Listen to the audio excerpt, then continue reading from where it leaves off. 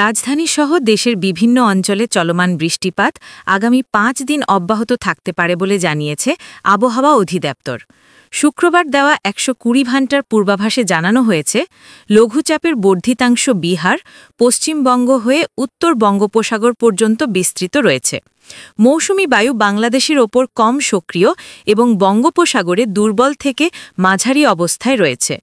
শুক্রবার সকাল ৯টা থেকে পরবর্তী ২৪ ঘণ্টার পূর্বাভাসে বলা হয়েছে, ঢাকা, ময়মনসিংহ, খুলনা, বরিশাল, চট্টগ্রাম ও সিলেট বিভাগের কিছু কিছু জায়গায় এবং রংপুর ও রাজশাহী বিভাগের ২-১ জায়গায় অস্থায়ীভাবে দমকা হাওয়াসহ হালকা থেকে মাঝারি ধরনের বৃষ্টি অথবা বজ্রসহ বৃষ্টি হতে পারে।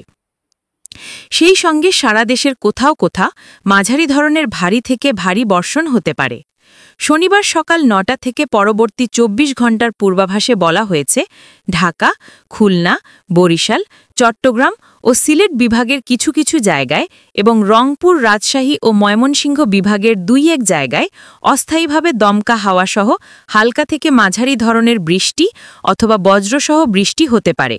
সেই সঙ্গে দেশের দক্ষিণাঞ্চলের কোথাও কোথাও মাঝারি ধরনের ভারী বর্ষণ হতে পারে।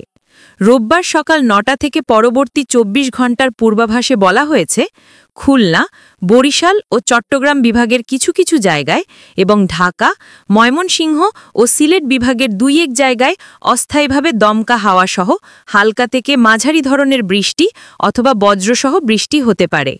এছাড়া দেশের অন্যত্র আংশিক মেঘলা আকাশসহ আবহাওয়া প্রধানত শুষ্ক থাকতে পারে।